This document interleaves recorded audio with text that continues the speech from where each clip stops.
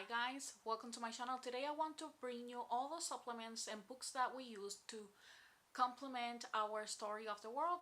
Not that it needs anything else, but we love history in our homeschool and I like to expand everything that we are studying when it comes to history, so I would like to share those books with you.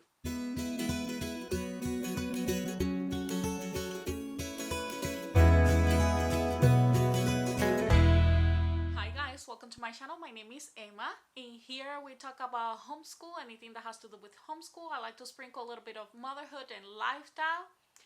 If you haven't subscribed yet, I invite you to do it. Click that notification bell so you don't miss every time I upload a video. As well, I have an Instagram page if you're looking for some ideas and looking to see what we do in our homeschool. I like to post and share everything on my stories. I suggest you to do that as well. I will leave that link in here.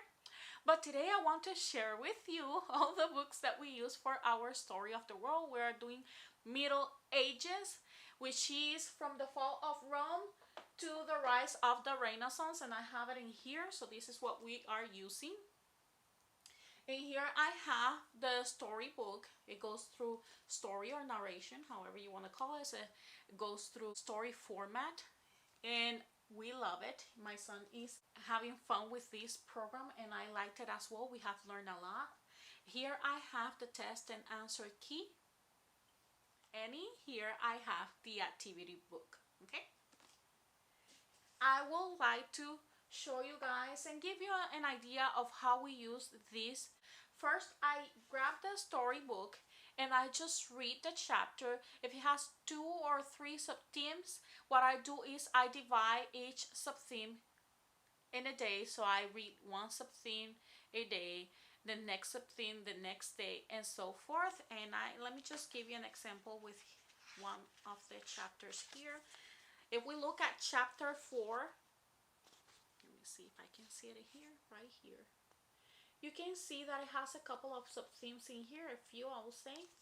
It has the beauty of Constantinople, Justinian the just emperor, the Empress Theodora, the church in the east. And what I do is I grab one day for the beauty of Constantinople, one day for the Justinian just emperor, then one day for the Empress Theodora, and we finish like that with the sub-themes. Okay, I just want to give you an idea.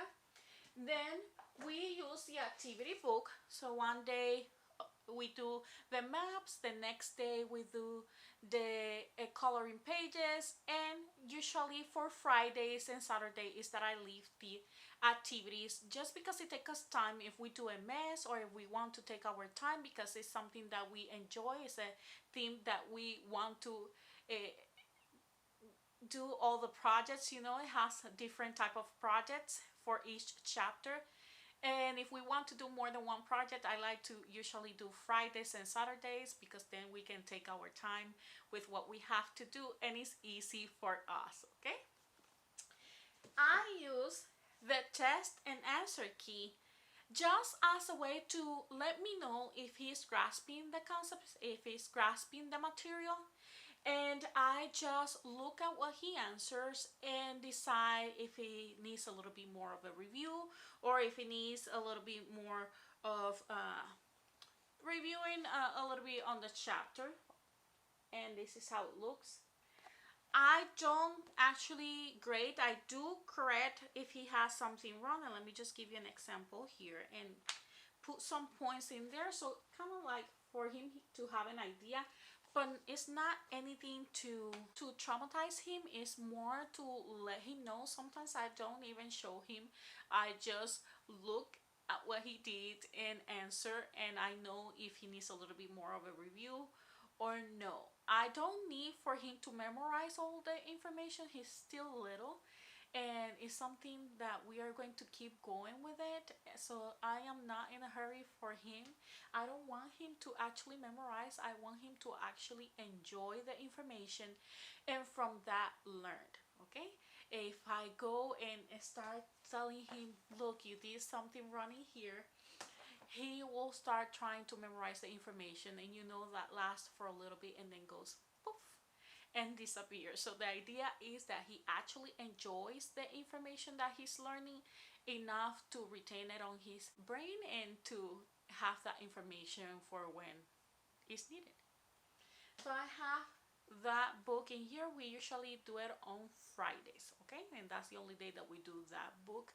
Sometimes, if you notice, I just correct, like I said, and I don't show it to him. It's just for me to know if he's grasping the material, which he is, even though in this part he has a few wrong, but I noticed that names, if you want me to be honest, are quite difficult to pronounce and to remember as well myself. So I just have that there and just use it to make sure if he needs a review or no. Okay.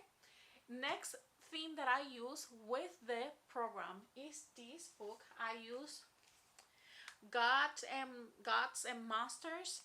Some of the images in here might not be or of your taste. I just want to warn you about that if you're looking for the book. This is a book that his grandparent gave him. This was for the ancient worlds, but it has some information that is relevant to the one that we are using now.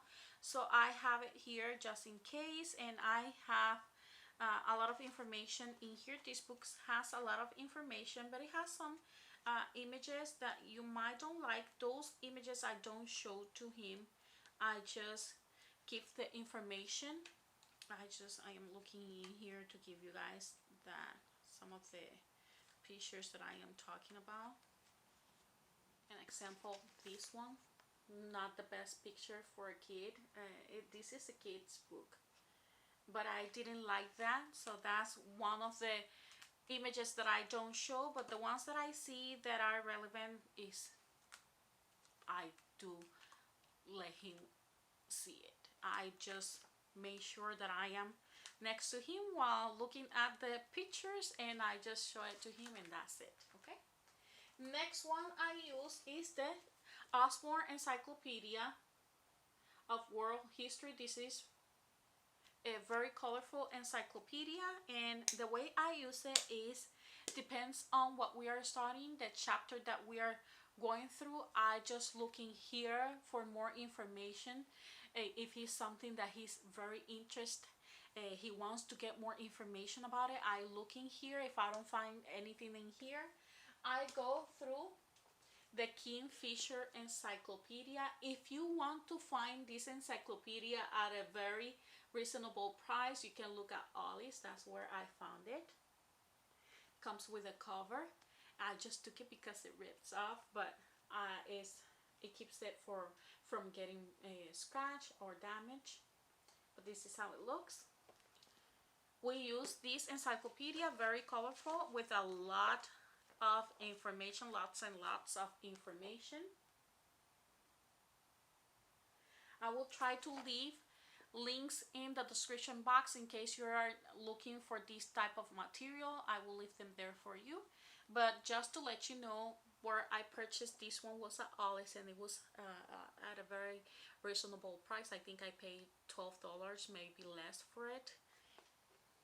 Next one I purchased is this History Encyclopedia. Again, I use it just to look for information. It will depend obviously on what he wants to get from it. If he's looking for more information from that chapter, if he was interested on getting more information, if I see that he was very invested in that theme or chapter, I just start looking for more information for him, and that's how I use them. As well, I use the review cards that comes with the program. And what I did is I laminate the papers, I make copies, I laminate them, and then I hole punch them and add this ring to have them with us when we go car schooling. I can attach it to everything and it's easier, and we have it there for us. Here I have Ancient World, and I have the one we are using currently, which is Middle Ages, and that's how it looks. Sorry about the glare. I just want to give you an idea of how they look. And how I use them is once we finish with the chapter, I just read these cards and then have him give me a narration. and it's easier, and it's something that is helpful just to keep that information fresh in his memory. And on Fridays, right after his test, what I do is we play this game, which is really fun. It's medieval times. This is a card game from the Professor Nuggins, and I love them. We really enjoy this type of game. I was worried, if you want me to be honest, because when I realized it was a card game, I thought he was not going to like it. He's not that much into card games, and he's pretty competitive. But once I see this, it's very easy to follow. This is how it looks for the instructions. Okay, and then this is how the cards looks. They always have an image. You can choose from easy to more difficult to hard, and it has three, so you're going to move the dice through it. If you get one or two, depends on the number that you get, that's the one that you're going to read. The answers are here, and that will be the one you're going to read. You can choose, if you are the one that is reading the question to your kid, you can choose if easy, if you think he doesn't know the information, or you think he might not know that information, or you can choose hard if he's really into that type of information from that chapter, or if you guys have gone through that information already, you can go through the hard questions. I try to go easy because I want to boost his confidence, and I just go through the easy ones. Now that he is being through the programs, I sometimes choose the hard one, and he does the same with me. But it has different type of cards, and it goes the same way. It's just have some questions in here. I don't know if you guys can see them well. And he enjoys the game. I was very surprised to realize that he actually enjoyed so much this game, because he's not that much into card games, but he really enjoys this one. And it's something that is good if you're trying to make if your kid is not very fond of history and you're trying to make history fun. Adding these type of games are a way to make it fun. It's easy to do. It's a way to review the information without even noticing, and as well to let you know if they're grasping that information as well. It's very inexpensive. I think I pay maybe $6 or a little bit more, and it's worth it because I am always doing this with him, and I just get to know if he's grasping the information or no. So is very important. These type of games like that, you can search for other games that will be of your kids' interest, and I think it's a good idea. It's a good way to review that information and to see if they're grasping that information. Okay, so that's how I use the materials. Those are all the materials that I use for history. If you enjoyed this video, please don't forget to hit like, comment, and subscribe to my channel. I have as well a flip through the pages of these level volume 2 of the story of the world, as well of the volume 1, which is ancient worlds, that you would like to see if you're looking for a history program. As well, I have on my Instagram all this material that I share with you to just complement the story of the world program. Not that is needed, but I like to expand if I see that he is very vested on the program. Okay, I will see you then. Bye bye.